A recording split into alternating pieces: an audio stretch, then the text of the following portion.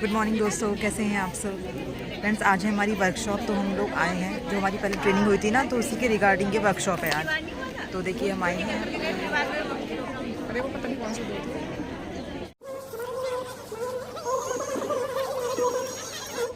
तो मैंने सर्कल में कुछ 4 पंक्तियाँ लिखी हैं जो मैं पढ़ने जा रही हूँ। आपके आगमन से महका चमन, आपके आगमन से महका चमन, आई श्रीमन आपका स्वागतम, आई श्रीमन आपका स्वागतम, आपके आगमन से महका चमन, आप आए यहाँ धन्य हम हैं हुए, आप आए यहाँ धन्य हम हैं हुए, आपको देख कर पूर्ण सपने हुए, आप ही तो हमारे मार्गदर्शन, आपके आगमन से महका चमन। बहुत अच्छा दौर गुजरा उस टाइम जब सर ने हमें मार्गदर्शन दिया। सर ने हमें अपने अनुभवों से हमारे ब्लॉक को हमेशा जिले में प्रथम रखने का प्रयास किया है। सर के रहते हुए हमारा ब्लॉक सैदनगर खेलों में चैंपियन रहा पूरे जिले में। तो मैं सर का पूरे ब्लॉक सैदनगर के शिक्षकों की तरफ से स्वागत करता हूं कि सर आप हमारे ब्लॉक में आए और आपका मार्गदर्शन हमें मिलेगा, ये हमारा सौभाग्य है। और हमारे बीच हमारे सीडीपीओ सर मौजूद हैं, तो मैं मुख्य अतिथि सीडीपीओ सर का स्वागत करते हुए बहुत बहुत स्वागत सर का। इसके बाद हमारे बीच श्री शाहिद हुसैन साहब मौजूद हैं। उनके स्वागत के लिए हमारे सभी खंड शिक्षक पदाधिकारी हैं।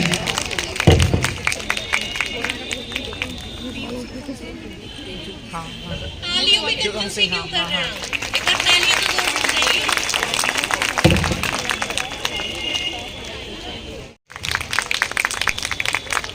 हमारे बीच बहुत हर्ष का और खुशी का विषय है कि हमारे ग्राम खोद के प्रधान जी भी यहाँ पर मौजूद हैं।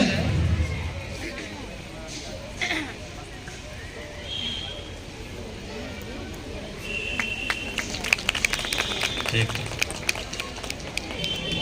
तो अब हमारे प्राथमिक शिक्षक संघ के ब्लॉक अध्यक्ष रहमत अली जी माला पहनाकर सर का स्वागत करते हुए, जूनियर हाई स्कूल शिक्षक संघ के ब्लॉक अध्यक्ष श्री होरीलाल जी सर। और अब मैं अपने व्यायाम शिक्षक श्री आबिद अली जी से अनुरोध करूंगा कि वो हमारे प्रधान जी का माला पहनाकर स्वागत करें। माला ले लीजिए प्रधान जी। वो आबिद अली सर इधर से माला ले लीजिए। हमारे एआरपी सबीना मंसूरी मैडम है और सर का स्वागत कर रही है। और हमारे खोद के प्रधान जी का हमारे ब्लॉक व्यायाम शिक्षक श्री आबिद हुसैन जी द्वारा स्वागत किया गया। हमारे कार्यालय सहायक श्री आसिम अली जी द्वारा सर का स्वागत माला पहनाकर।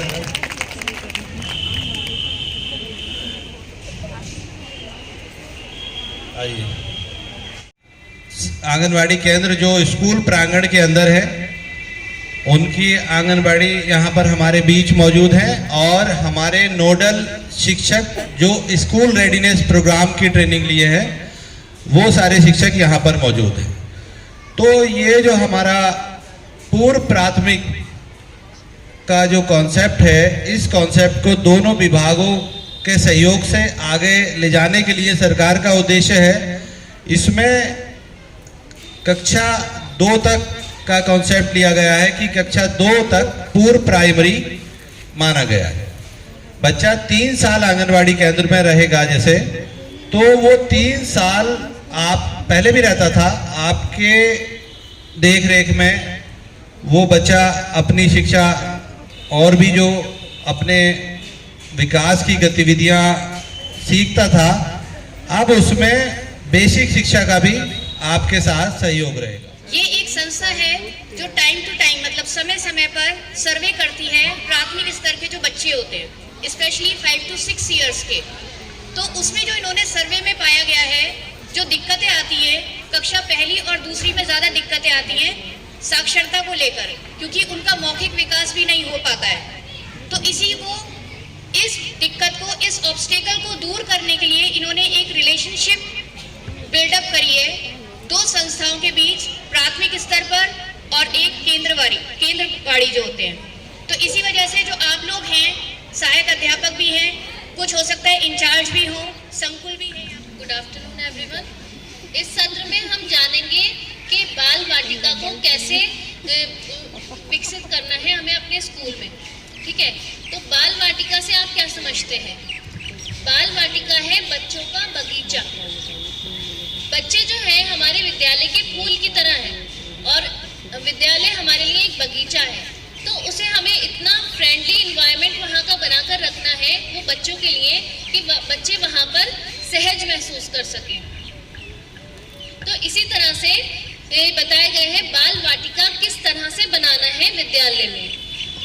यहाँ पर प्राथमिक एवं कंपोजिट विद्यालय में एक अतिरिक्त कक्ष उपलब्ध कराया जाएगा जहाँ पे आपको बाल वाटिका का निर्माण सज्जित करना है।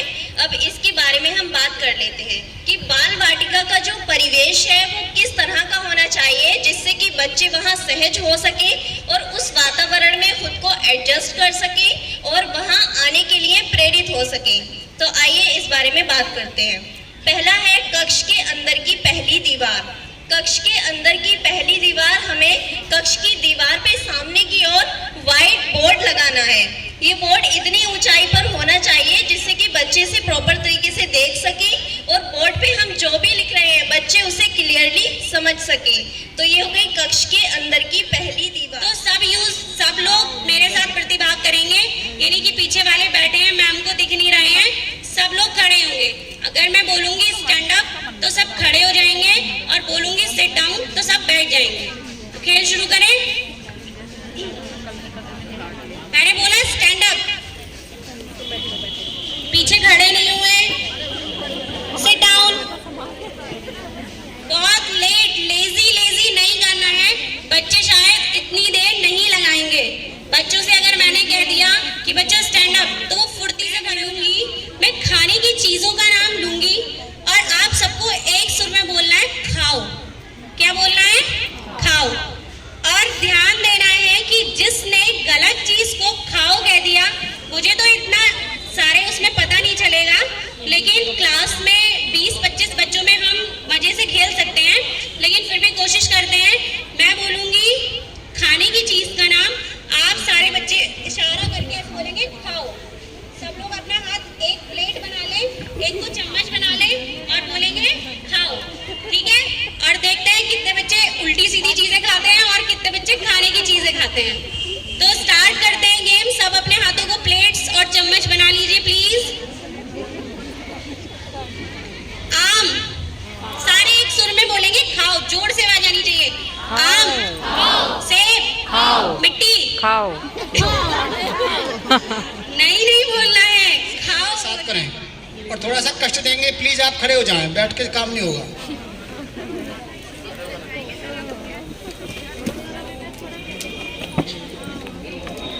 तो एक बार मैं थोड़ा सा शॉर्ट में समझा देता हूँ। टोपी कहाँ पे नहीं आती, सर पे सब जानते हैं। जब टोपी का नाम लिया जाएगा तो सब अपने हैंड्स सर पे हाथ रखेंगे और जूता का मतलब पैर के अंगूठे तक, और फिर बेल्ट जहाँ पे नहीं आती हमारे यहाँ पे तो हाथ रखेंगे। कंफ्यूजन ना हो, हम आगे पीछे भी ऐसा। जी सर जी सर। तो जो एक बार माइंड सेटअप हो जाता है उसको आगे पीछे करके हम बोलते हैं। और फिर इसमें क्रॉस भी होती है, तो जो लोग गलत हाथ रखेंगे वो बाहर होते चले जाएंगे। यहाँ पे बच्चे ज़्यादा हैं लेकिन स्कूल में इतने नहीं होते, तो इसको हम क्लास में बड़े अच्छे से करा सकते हैं। ठीक है, मैं स्टार्ट कर रहा हूँ। Are you ready? टोपी, जूता, बेल्ट, टोपी, बेल्ट, जूता, टोपी, बेल्ट, फिर से जूता। से एक फन है और राइम्स मिलेंगी, तो ये बहुत बच्चों के लिए फन होगी जो हम कराने जा रहे हैं। पोयम है, तो आप लोग अगर खड़ा होना चाहें तो हो सकते हैं प्लीज़। मतलब फेमस है। हेड से हम पहले हेड को बोलेंगे, head and shoulder, then knees and toes. ठीक है, इसी के साथ आप लोग हमारे साथ कीजिएगा। तो मैं स्टार्ट करती हूँ। Head and shoulder, knees and toes, knees and toes, head and shoulder, knees and toes, knees and. वो सिर्फ एक छोटा सा ट्राइब्यूट है, अप्रिसिएशन है सभी को, क्योंकि हमारे संदर्भदाता हमारे SR जी और जो भी हमारे AR जी हैं, हमारे PU सर हैं, सभी बहुत बहुत अच्छी तरीके से हमारा मार्गनिर्देशन कर रहे हैं। तो उनके लिए जिस तरह से अभी आपको रेन क्लैप या वर्षा ताल बताई गई थी, वैसे मैं आज आपको बहुत छोटी सी एक्टिविटी है, थम्स अप ताल करवाऊंगी। तो पहले मैं आपको करके दिखा देती हूँ, फिर उसके बाद में आपको सिर्फ देख करके करना होगा। जैसे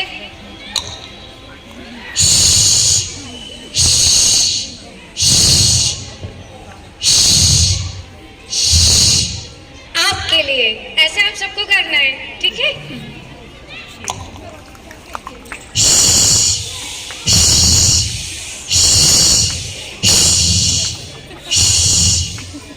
आपके लिए वो पोएम है, उसमें आपकी 3 गोल्स हो जाएंगे। जैसे उसमें बच्चे बॉडी पार्ट्स नेम भी सीखेंगे, उनका यूज भी सीखेंगे और साथ साथ हल्की फुल्की ड्राइंग भी सीख लेंगे। ओके, तो ये पोएम है। जैसे हमारे बच्चे हैं तो हम शुरू करते हैं। छोटी सी गुड़िया के आँख नहीं है, गुड़िया कैसे देखेगी, गुड़िया कैसे देखेगी, आओ मिलके इसकी आँख बना दे, गुड़िया ऐसे देखेगी, गुड़िया ऐसे देखेगी। तो इससे हमारा पता चल गया कि आइज से देखते हैं, और जब हम बोर्ड पे ड्रॉ करके दिखाएंगे तो बच्चे सीखेंगे कि हाँ ये आँखें यहाँ होती है और ये ऐसे ड्रॉ हो जाएंगी।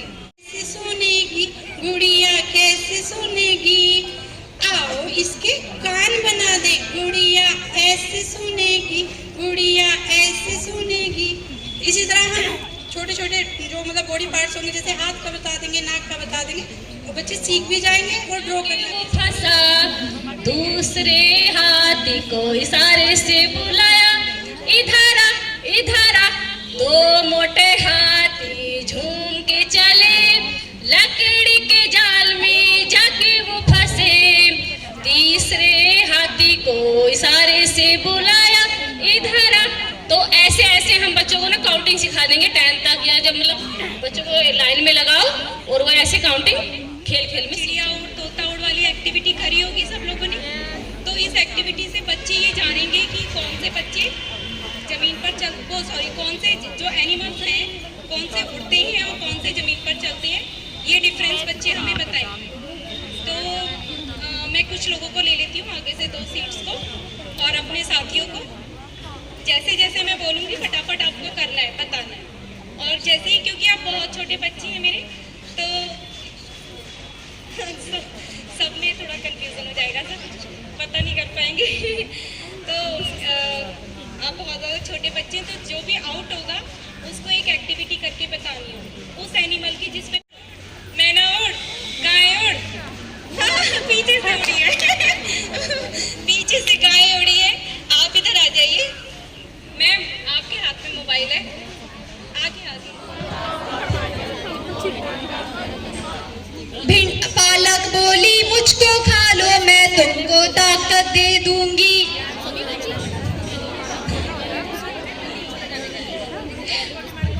गोभी मटर टमाटर बोले, अगर हमें भी खाओगे जल्दी बड़े हो जाओगे। जो लर्निंग आउटकम है वो बच्चे आसानी से सीख जाए।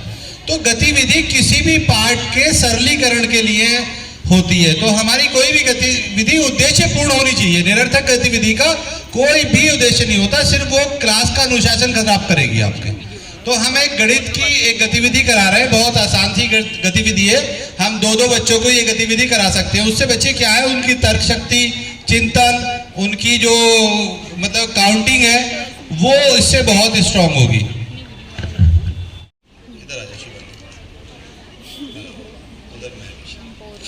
देखिए इसमें क्या है कि यहाँ पे बहुत सारी ना, कोई हम सॉलिड वो वस्तु ले सकते हैं, कंचे हो सकते हैं, या हमारे पत्थर हो सकते हैं, या हमारी जो गणित किट जो हमें मिली है उसमें भी ऐसे छोटे छोटे ना हमारे कुछ ऑब्जेक्ट हैं जो हम लेके बच्चों के साथ गतिविधि कर सकते हैं। अभी ये गतिविधि में करना क्या है कि यहाँ पे हमने काउंटिंग नहीं की है, लेकिन वो हमने चौक डाल दिए यहाँ पे। अब एक साइड हमारे जो है वो एक स्टूडेंट की इसकी कंडीशंस है कि एक बच्चा इधर से और एक बच्चा इधर से अपनी अपनी पाली आने पे चौक उठाएगा। एक चौक उठाना है, दो चौक उठाना है, ये कंडीशन है। या तो एक उठाएंगे या तो दो उठाएंगे, ना तो 0 उठाना है, ना तो 3 उठाना है, ना 4 उठाना है। मतलब 1 या 2 वो आपको अधिकार है, आप कुछ भी उठा सकते हैं। लेकिन जो लास्ट में चौक उठाएगा वो हारेगा इस गतिविधि में। तो हमें ये सोच के दिमाग से उठाना है कि मैं लास्ट में ना आऊं, दूसरे वाला लास्ट में आए। चलिए, तो वही कैलकुलेशन करेगा ना, सोचना है उसे, सोचेगा दिमाग से। तो सबसे पहले शिवानी उठाएंगे इधर से 2, महवीश मैडम ने 1, अब Shivani madam 1, Mahvish madam 2, Shivani madam ने 2, महवीश मैडम ने 2, शिवानी मैडम ने 2, महवीश मैडम ने 1, फिर शिवानी मैडम 1, ये महवीश मैडम ने फिर 1, शिवानी मैडम ने 1। हाँ, अब देखिए ये कैलकुलेशन हुई कि महवीश मैडम ने लास्ट में 2 उठा लिए और शिवानी मैडम के लिए 1 बचा, तो ये 1 चौक उठा के लास्ट में हार गई और महवीश मैडम जीती। तो हम जब बच्चों को ऐसी गतिविधि कराएंगे तो बच्चों को ना चिंतन करने के अवसर मिलेंगे, सोचने के मौके मिलेंगे। बच्चों की जो तर्क शक्ति है, चिंतन की जो शक्ति है वो बढ़ेगी। वो प्रेजेंट करने वाले हैं। हम लोगों के स्कूल में बच्चों को ये आती है, तो इस पोएम से फायदा क्या है? बच्चों को 2-3 इंग्लिश के वर्ड आ जाते हैं। दूसरी बात, पोएम बच्चों को अच्छी लगती है बहुत ही। आप लोगों को बैठे बैठे एक्शन होंगे बेसिकली ये, तो आपको बैठे बैठे एक्शन करना है और हम लोग खड़े होकर करेंगे। आप अपनी क्लास में, स्कूल में इस एक्टिविटी को करा सकते हैं और अच्छी पोएम है छोटी सी। आप लोग भी बैठे बैठे एक्शन करना मेरे साथ, ठीक है? Brush brush brush your teeth, brush it every day, father mother sister brother, brush it every day, comb your hair,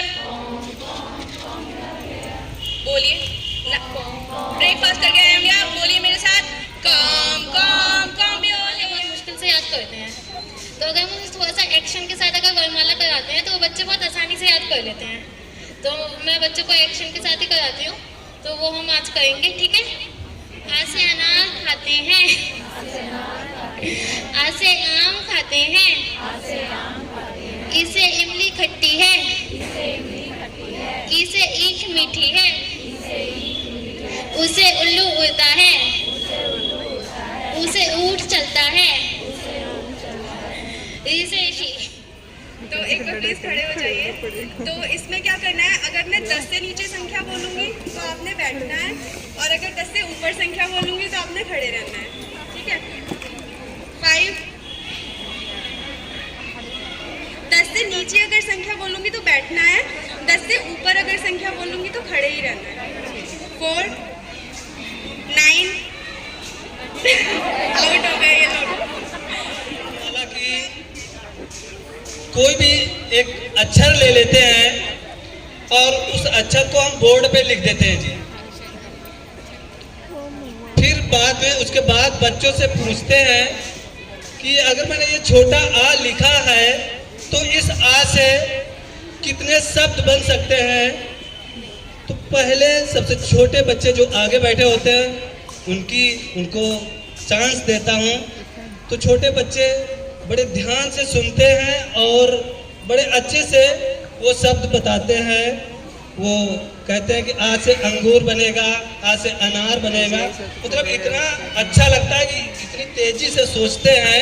बहुत से बच्चे इतने उत्साहित होते हैं बताने के लिए, बड़ा मज़ा आता है। तो वो डेली हमको इस गतिविधि को कराने के लिए याद दिलाते हैं कि सर प्लीज आज कोई दूसरा अक्षर वो वाली गतिविधि जरूर करेंगे। तो इससे ये होता है कि उनकी शब्द शक्ति वर्णमाला की जब हम रोज एक कराते हैं तो नए सारे बहुत सारे शब्दों की उनके अंदर विकास होता है। मंगलवार को खेला खेल, बुधवार को नानी आई, गुरुवार को खाई मिठाई,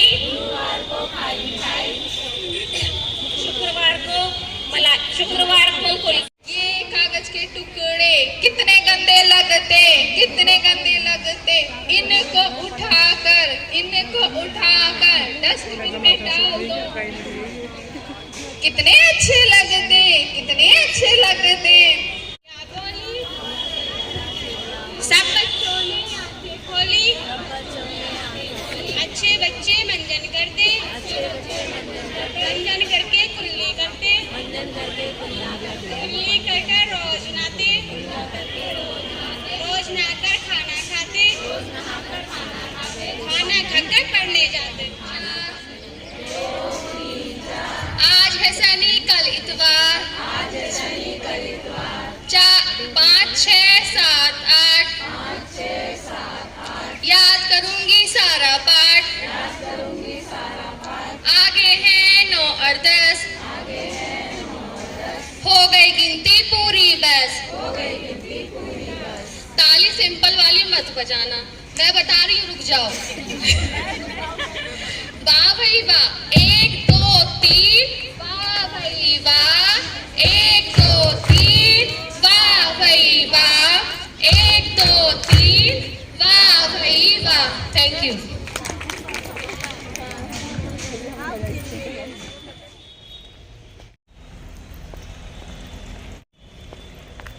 फ्रेंड्स मैं जा रही हूँ स्कूल और अभी हो रहा है लंच टाइम, हो गया है वहाँ पे, तो इसलिए मैं बीच में जा रही हूँ। और स्कूल में भी इस टाइम गेम्स पीरियड हो रहा होगा क्योंकि 2 से ज़्यादा हो गए हैं और इसलिए मैं मैम से मिलने जा रही हूँ। भूख तो लग रही है काफ़ी तेज़। फ़िलहाल तो मैंने मूंगफली ले ली है, हम सब बैठ के मूंगफली खाएंगे स्कूल में। बच्चों का गेम्स पीरियड है और मैं थोड़ी देर बाद चली जाऊंगी ट्रेनिंग करने के लिए अपनी, जब रिफ्रेशमेंट स्टार्ट हो जाएगा तब। बाय।